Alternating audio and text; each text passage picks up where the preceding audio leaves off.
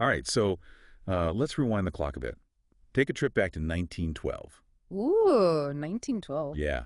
Imagine a nation wrestling with monopolies. Yeah. You know, workers are fighting for their rights. Society is longing for justice. Yeah, a time of massive upheaval. And right in the middle of it all is a presidential election, unlike any other. Definitely. And that's exactly what we're diving into today. This election, it's a real turning point in American history. Absolutely. We're going to unpack how this election set the stage for so much of the political and social change that came to define the 20th century. We're drawing from a really cool episode of the History That Doesn't Suck podcast to do it. They do such a good job. Yeah, they make history come alive. Good. So buckle up. We're talking about a wild four-way race that split the Republican Party, gave birth to the Bull Moose Party, and put a once little-known Professor Woodrow Wilson, you know him, in the White House. Yeah. And to really grasp the impact of all this, we need to set the scene. All right, let's do it. It's 1912.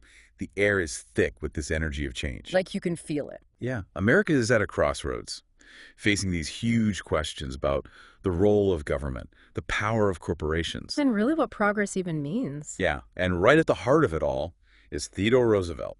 Of course, the former president, you know the one, a symbol of bold leadership, progressive ideals. The man's a legend. He's just back from an African safari. Fresh off the savannah. Yeah. Ready to jump right back into the political arena. But here's where things get really interesting. Ooh, I love a good plot twist. Roosevelt is about to find himself at odds with his hand-picked successor, President William Howard Taft. Oh boy. Talk about awkward. What's so fascinating about this story is that personal dimension. You know, these two men, once close friends, political allies, they're about to become bitter rivals. Like a political soap opera. Right. And it all kicks off in 1910. When Taft fires Gifford Pinchot, the chief chorister, and a close friend of Roosevelt's. Oh, that's gotta hurt. Yeah. Pinchot had publicly criticized Taft's Secretary of the Interior for selling off public lands. Yeah. You know, conservation was a big deal for Roosevelt. He saw it as a betrayal. Yeah. This incident really highlights the growing rift between Roosevelt and Taft. It was a clash of personalities for sure, but also a fundamental difference in their approach to reform. Exactly. Yeah. Roosevelt believed in using the power of government to regulate big business, protect the public interest. He called it the square deal, and it was at the core of his presidency. Right, the square deal. Taft, on the other hand, he was more cautious, believed in limited government, worried that too much regulation would stifle economic growth. So you've got this tension brewing between these two former friends. Like a pot simmering on the stove. And then in 1911, Taft's administration goes after U.S. Steel with an antitrust lawsuit. Oh, this is getting juicy. And get this, they blame Teddy Roosevelt himself for the company's questionable practices. Ouch, that's gotta sting. Right, it was a major turning point. Roosevelt felt personally attacked, pushed him further down the path of challenging Taft for the Republican nomination. It's like a political grudge match. Totally. But hold on, there's another progressive contender in the ring, Senator Robert La Follette. He's already planning to run against Taft. Oh, so this is getting crowded. Yeah, which can split the progressive vote and make it basically impossible to unseat Taft. That's a problem. Huge problem. And here's where La Follette makes a critical mistake. At a major event, he delivers this rambling 2-hour speech that alienates a ton of his supporters. Oh no, not a good look. Nope. And this opens the door for Roosevelt to step in as the leading progressive alternative to Taft. So he sees his chance. He does. With La Follette's campaign faltering, Roosevelt embraces the calls for him to run. The people want Teddy. They do. By February 1912, he declares, "My hat is in the ring." I love that quote. Classic Teddy. And just like that, the fight is on Roosevelt's entry into the race, completely transforms the political landscape. Things are about to get messy. Oh yeah, the Republican Party is now deeply divided. And we are headed for one of the most contentious conventions in American history. I can't wait to hear about this. The Republican National Convention in June 1912. It was pure political theater. Accusations of stolen delegates, fistfights breaking out on the convention floor. Roosevelt supporters, literally parading his portrait around, demanding fairness. Wow, talk about a spectacle. Right. The tension was palpable. Roosevelt and his supporters felt that the nomination was being stolen from them through backroom deals and rigged delegate counts. This is like a political thriller. It was a battle for the soul of the Republican Party. High stakes.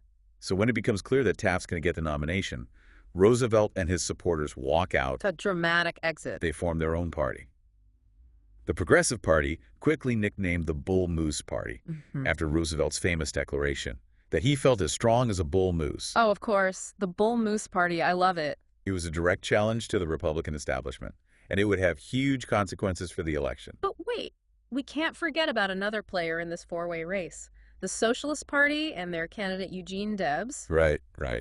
Dead. They held their convention in May 1912, and for the fourth time, nominated Eugene Debs as their candidate. Wow, 4 times. Yeah, this was a time when socialist ideas were gaining traction in America, and Debs's presence in the race would reflect that growing appeal. He was a powerful advocate for workers' rights. And a fierce critic of capitalism. While he never had a real chance of winning the presidency, his candidacy reflected the growing dissatisfaction with the status quo and the desire for more radical change. So we've got the Republicans splitting, the socialists entering the fray, and now we need to turn our attention to the Democrats and their convention in Baltimore. The Democrats were in a pretty strong position. With the Republicans divided, they had a real chance of winning the White House. But the question was, who would be their champion? Yeah, who would emerge as the leader? Yeah. Yeah, it's kind of funny looking back now.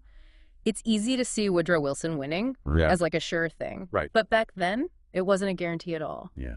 What made it so uncertain? Well, he had some tough competition within his own party, and his progressive credentials were being questioned by conservatives and even more radical reformers. So he was getting it from both sides. Exactly. It was a tough spot to be in. And let's not forget about some of his earlier writings. Oh, yeah. Those came back to bite him. Some pretty harsh stuff Yeah. about immigrants Yeah. and labor unions. They did. They really did. And they haunted him during the campaign, even though he tried to distance himself from those views. It just goes to show, even in times of big change, the past can really stick around. It sure can. It's powerful.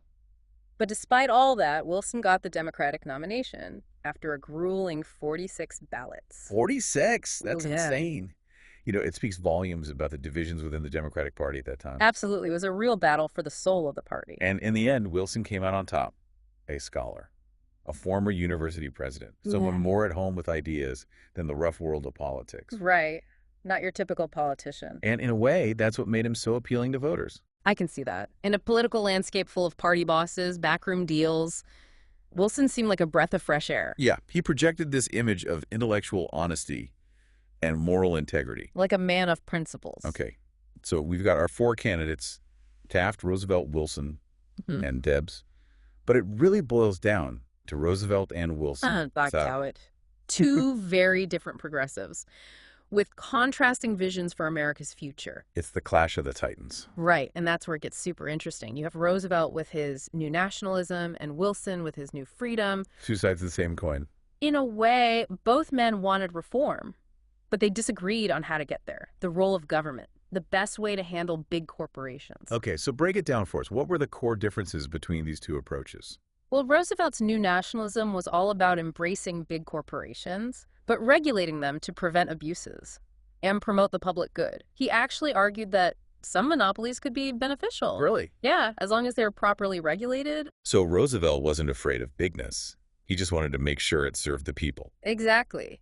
He envisioned a strong federal government acting as a referee in the economy, ensuring fairness for workers and consumers. He wanted a level playing field. Right, and he had a track record. Remember, during his presidency, he went after companies like Standard Oil. But he also let other mergers happen when he thought they were in the public interest. So he was pragmatic. Very much so. Now, Wilson's approach was a bit different. How so? His new freedom advocated for breaking up big corporations to restore competition and create a level playing field for small businesses. He believed that too much government regulation would actually hurt economic growth and innovation. So it was a philosophical difference at heart. Definitely, Roosevelt saw government as a force for good, a tool to solve social problems, improve people's lives. He believed in government intervention. Yes. Well, Wilson was more wary of government power. He was more hands-off. Right. He believed the best way to help people was to create an environment where individuals and small businesses could thrive. Interesting. So these weren't just abstract ideas. Not at all. They played out in very real policy proposals. Like what? Well, on the issue of monopolies, Wilson argued that they were inherently bad for the economy, even if they were run by good people. So he wanted to break them up. Yes, he thought that was the only way to guarantee true economic freedom and opportunity Roosevelt, on the other hand, saw the potential for good in big businesses. As long as they were managed properly. Exactly. So it was a real debate about the best way to achieve progress. Through a strong, active government, or through the power of free markets. Precisely. And these weren't just academic debates, they played out in the lives of everyday Americans. And how did the public respond to all of this? They were captivated. The 1912 election saw a level of public engagement that was really remarkable. People were genuinely excited about these big ideas. They flocked to hear Roosevelt and Wilson speak. It was a time of great intellectual and political fervor. Absolutely. It wasn't just about personalities or political maneuvering, it was about ideas. Big, bold ideas that could shape the future of the nation. It sounds electrifying. It was. And speaking of electrifying, remember that assassination attempt on Roosevelt? Oh, yeah. That was crazy. It's hard to believe something like that could happen. It happened just weeks before the election. In Milwaukee, Roosevelt was shot in the chest by a saloon keeper named John Schrank. It's chilling to think about. What's even more incredible is that even though he was wounded with blood staining his shirt and the bullet still lodged in his rib, Roosevelt insisted on delivering his speech. No way. He spoke for almost 90 minutes. Unbelievable. What a testament to his resilience. It really was. It captured the attention of the entire nation. For a brief moment, the political divisions seemed to fade away as Americans united in concern for the wounded former president. It's a powerful image. But I imagine those divisions didn't stay buried for long. You're right, they didn't. And when the votes were counted, Woodrow Wilson emerged victorious. So tell us about the outcome. How decisive was his victory? Well, Wilson won the White House with 41.9% of the popular vote and a commanding majority in the Electoral College. But it was a narrow victory, made possible by the split in the Republican Party. If Roosevelt and Taft had stayed united, things could have been very different. Absolutely. It's very likely that one of them would have won. So the Republican split paved the way for Wilson's success. It did. And while Wilson celebrated his victory, we can't forget about Eugene Debs. Even though he couldn't win, he still managed to get over 900,000 votes, the most ever for a socialist candidate. That's impressive. It really speaks to the mood of the country at the time. It does. It shows that even in a time of political realignment, there are always those pushing for more radical change. The Socialist Party might have been on the fringes, but their ideas resonated with a lot of people who felt that neither the Democrats nor the Republicans were addressing the real problems. Exactly. They represented a different path, a different vision for America. It's amazing to think about how this one election, the 1912 election, really was a turning point in American history. It was a pivotal moment, a clash of ideologies, a battle for the future of the nation. Yeah, It really was a pivotal moment. The 1912 election solidified the power of progressive ideals and showed that the American people were ready for change. They were willing to shake things up to get it. It's amazing to think about the ripple effects of this election. Yeah. It laid the groundwork for so many future reforms. Yeah, like what? Women's suffrage, labor rights, environmental protection. All these movements gained momentum after 1912. Like a domino effect. Yeah, one thing leads to another. Yeah. And it's also fascinating to see how this era shaped the people involved. Roosevelt, Taft, Wilson.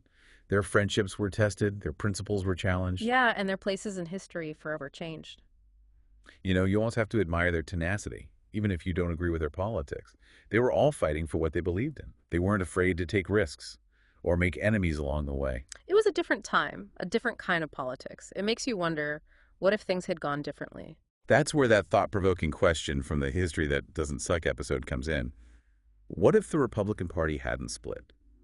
What if Roosevelt had gotten the nomination? What if indeed? Could he have won a third term? It's a real head-scratcher. It is. We can't know for sure. But it's fun to think about the possibilities. Right. Like, what would a Roosevelt victory have meant for the country? Well, it might have meant a more aggressive approach to social reform, a stronger emphasis on conservation, maybe even a different path for American foreign policy. It really makes you think.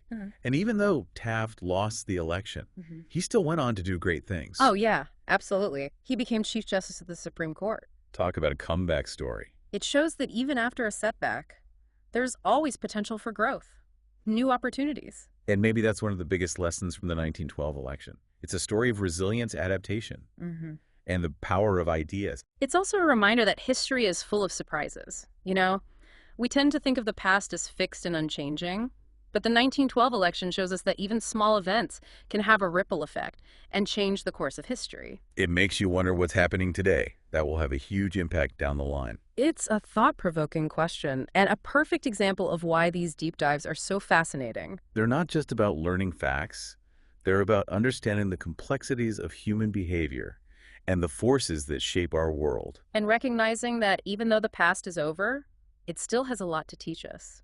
By exploring these historical moments, we gain a deeper appreciation for the challenges we face today. And we find inspiration in the stories of those who came before us. So until next time, keep exploring, keep questioning, And keep diving deep into the fascinating world of history. and remember, there's always more to discover.